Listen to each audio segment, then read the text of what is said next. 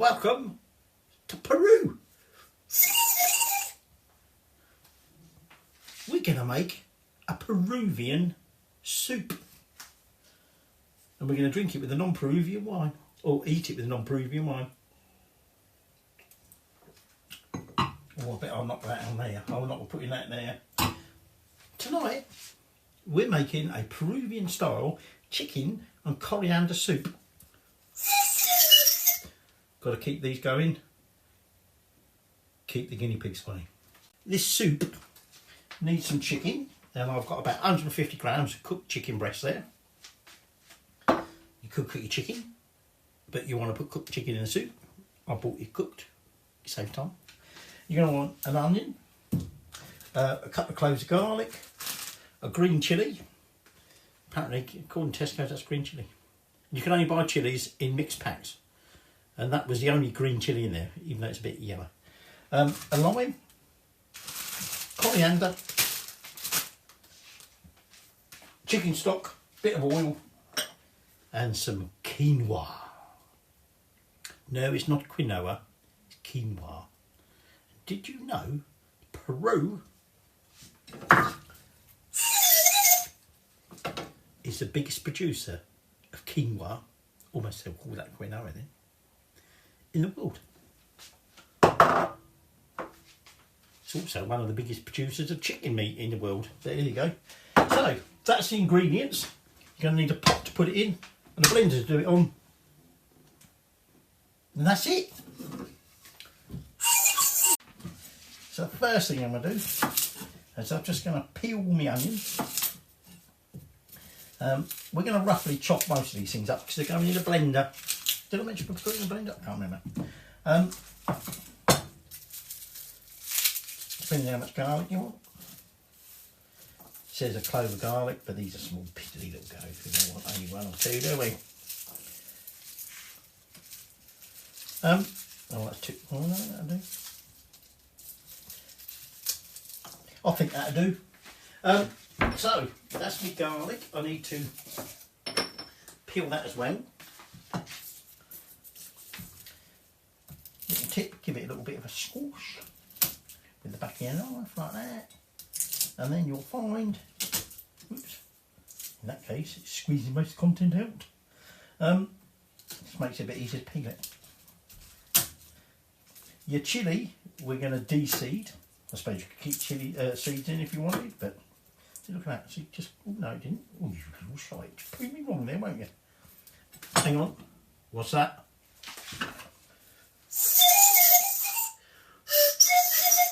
Just keep them guinea pigs at bay. And if you don't know what I'm talking about, then you're a bleeding heathen. Peru is in South America, if you didn't know. Okay. And it is bordered by quite a few countries and the Pacific Ocean. Oh, look at that, that's a bit manky, that one. I won't use that one. Plenty of garlic here. And it has an extremely diverse range of habitats, from arid plains, rainforests, to the peaks of the Andes Mountains. So very varied, well, very varied habitats. Right, I'm just going to chop that off. So, oh, there's no seeds in that. Actually, apparently, most of the nasty bits aren't the seeds, it's that white bit. I'm probably now going to rub my eyes and bugger them up. Right, I'm just going to get rid of the rubbish and then we'll get roughly chopping. We get our blender. Hang on, you fucking little bastard. So, like I said, you're going to need a blender. I'm not going to get me big blender out because it'll be a bit lost in there, but I've got a feeling I might have to do that in bits. Now, you need 30 grams of coriander, which includes the stalks, and conveniently, Tesco's sell Indian 30 gram packs. I'm going to roughly chop my chilli. Get that lime out of the way for a minute. Because we want to essentially blitz this in that blender to be a bit like a salsa type consistency. Now, already told you about chicken being one of the sort of, I would say big productions of Peru. Okay, the other thing is potatoes. Okay. Hang on. Excuse me, trying to sneak in from the side there.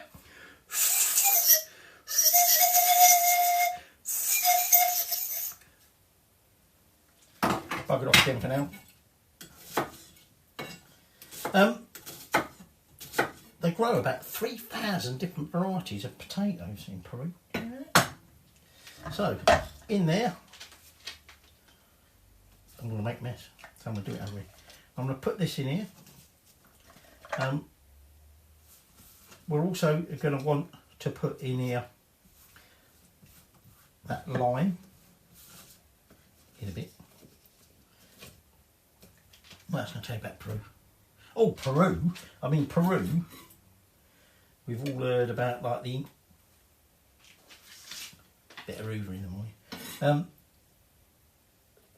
You know, the Incas and Machu Picchu. I mean, Peru has been inhabited since the 10th millennium BCE. Being politically correct now, BCE. So now I'm just going to put the lime in there, the lime juice. Okay.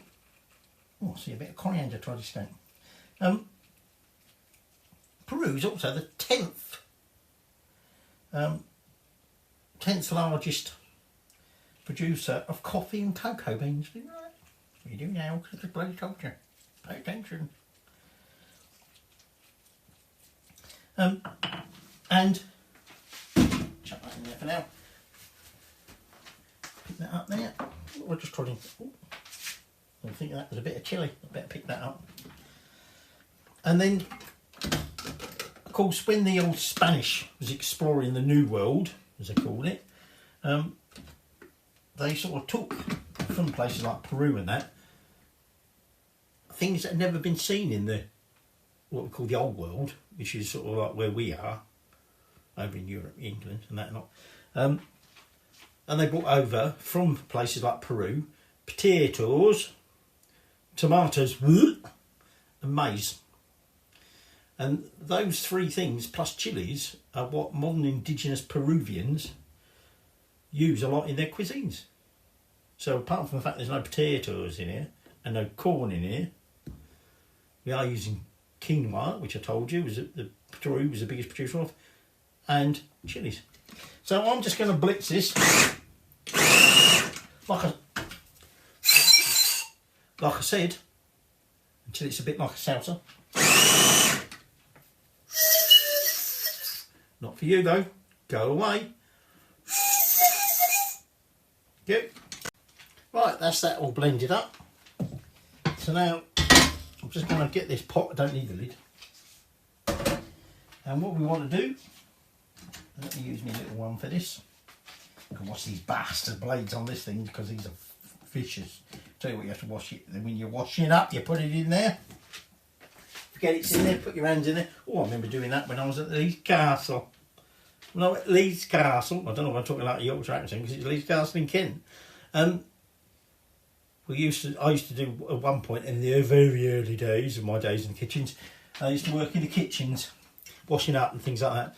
And we used to have a big sink full of water, you know, soapy water. And the buggers would chuck all the big like carving knives like this that we used to use. In fact, they were bigger than that we used to use for carving the meat up. And they used to chuck them in the sink, and you put your hands in there to do it. And fucking hell, you bastards! Number of cuts out of my hands. Right, I'm going to add about a tablespoon of oil. And then just going to put that on a medium-ish heat. Well, that looked like a bit wonky. Oi. You don't have to do it in a Dutch oven, you can do it in a saucepan. Okay, And I'm just going to heat that up, and then we're going to chuck all that in there. So remember, we've still got our chicken, and we've got our quinoa, and our stock. Get back, you bastard! Oi! God, coming in closer. Hang on.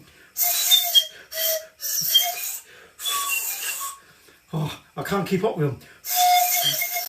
I've just spent 2 minutes talking to the camera and realised I haven't turned the fucker on. It's that trauma and them. Get it, giant guinea pigs. That's just a warning shot. Keep away. And if you still don't know what's going on here, you don't know about the pan flute pandemic. Anyway, that's starting to come up warm. So now all I'm going to do is transfer all of that in there. Possibly done that a little bit finer than I should have done. Didn't realise, I thought it was still stuck at the top, and when I actually took the lid off, what was stuck at the top was all around the top. It just looked like the whole lot of the top hadn't been blitzed. Anyway, don't really matter. So, we're just going to cook that through. I'm just going to move that stock over there. And we're just going to cook that through for a couple of minutes. Okay, we are. Ooh, splash me, you bastard. The quinoa that I've got 40 grams of quinoa. Now the recipe, I've still got, I haven't picked up that bit of pepper down there. Just trying it again. Calls for basically, well, I presume it's a whole quinoa, just rinsed quinoa. But this is flaked quinoa, which I bought for something else, another different recipe. Okay, it looks, I suppose, a bit like bran or wheat or whatever, but it's an alternative to wheat and oats. I've no fucking idea what it really is. Pardon me. Let's turn that down a second because I just want to lightly cook that through. Bring out some of them flavours. Get back, you bastards!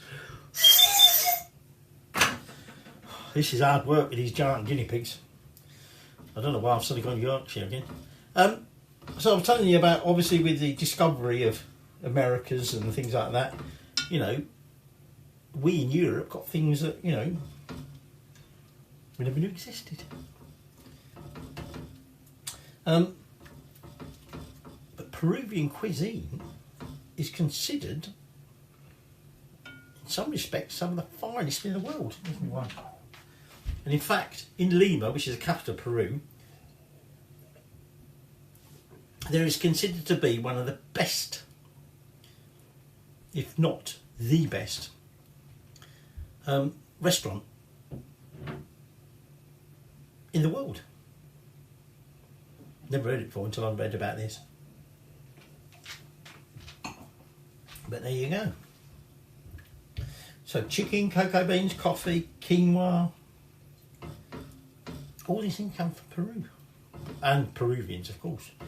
And pan flute bands.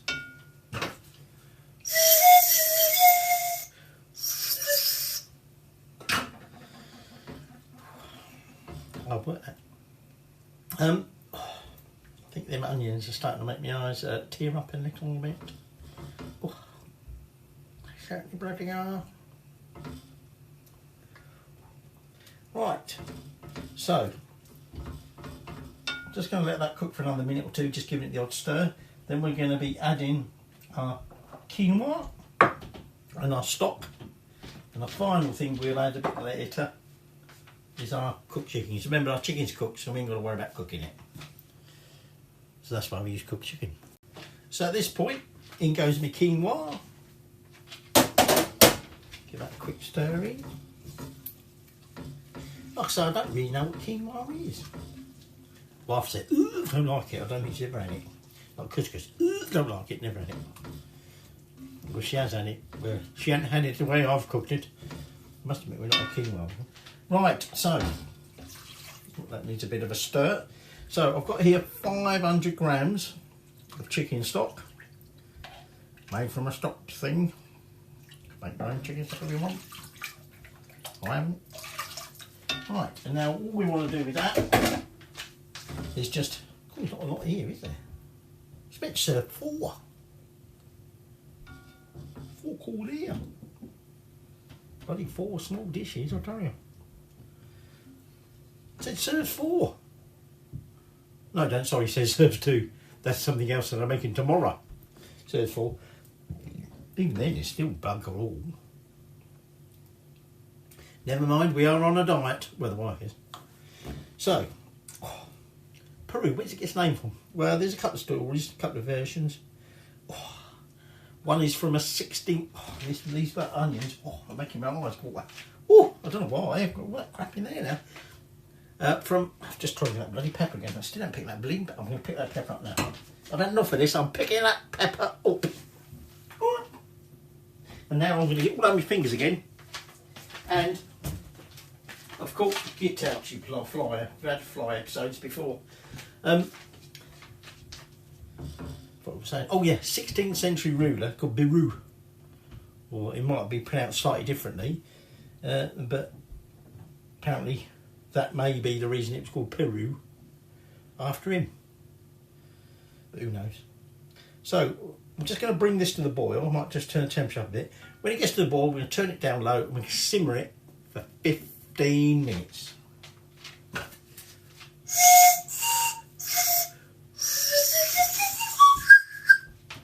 Oh, that was a hard one, wasn't it?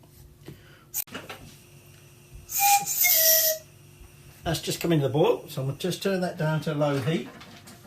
And, I mean, it's not that critical. But we're just going to cook that 15 minutes. While we're doing that, I'm going to take my chicken. And what it suggests you do is shred it. But I think what I'm just going to do, I'm just going to use my knife.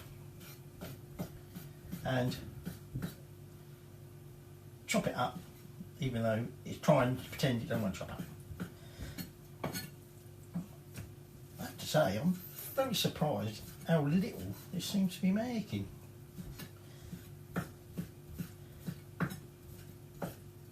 So, Paddington comes from Peru. And if you don't know who Paddington is, you're a bleeding heathen. In fact, I think there's a new Paddington film coming out, where he's back in Peru, because that's where he comes from. I think it was his auntie or something, I can't remember actually. To be honest, I've never read the Paddington books. I watched, I think, the first 2. Certainly watched the first one, film. I think I watched the first one. What else can I tell about Peru? I've never been to Peru. Would like to go to Peru. Like to go to Machu Picchu, which is up in the Andes. And apparently, it's a bit of a trek. Hang on, I can hear something giant coming. It's all right. It's the wife. Right, one little broadside. Wife told me off, by the way. Anyway, that's been simmering for about 15 minutes. So now I'm going to take that shredded chicken. Well, chopped up chicken, but I did say shredded, but there you go. I'll put that in there. Give it a little stir. And then we're going to taste it. See if you need to add any seasoning.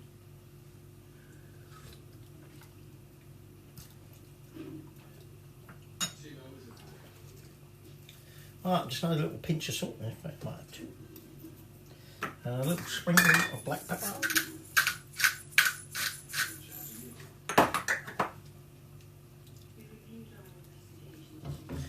And we're now just going to continue warming that through to get that chicken up, if you like. Just have a little taste. That's all right. So I'm just going to clean up, cook that 5 minutes, and then we'll serve it up for our minuscule bowls of soup. Peruvian style. Back with flutes. Right, time to give it the formal taste, as it were. So, let's have a little scoop out, a bit of chicken and everything else. Have a little taste up. I mean, I did taste it earlier, but a bit hotter now. Got some chicken in that.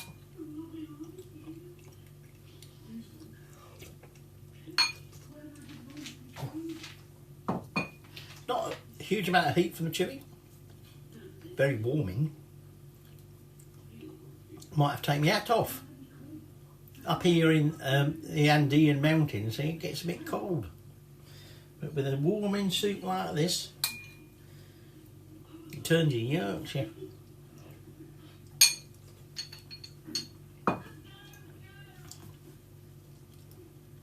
You get the sort of tang of this coriander and the lime. A little bit of heat from the chilli. A little bit chickeny. We've got chicken broth in there, and you've got chicken, but that's not the main flavour by any means. But there you go. Your Peruvian style chicken and coriander soup. Get back, you guinea pig bastard.